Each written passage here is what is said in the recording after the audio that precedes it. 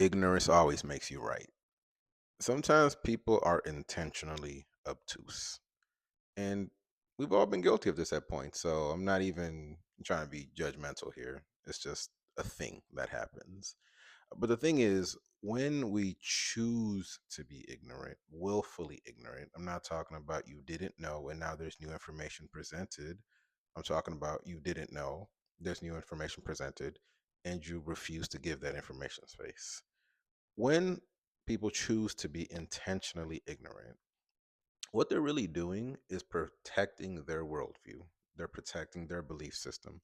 They're protecting their truth and their conclusions in a way that leaves no space for anything that even remotely challenges or calls into question what they believe, what they see, how they feel, etc. And yeah, it may seem good in a moment if that's how you choose to show up in a situation because you think you're protecting yourself, but what that's doing is also creating a very hard divide between you and the world outside of you because nobody knows it all.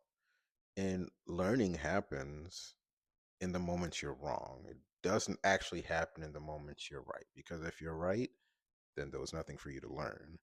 So by choosing to stay ignorant in the face of new information, in the face of challenging truths, in the face of things that actually call into question your existing beliefs, you're also choosing to refuse to learn.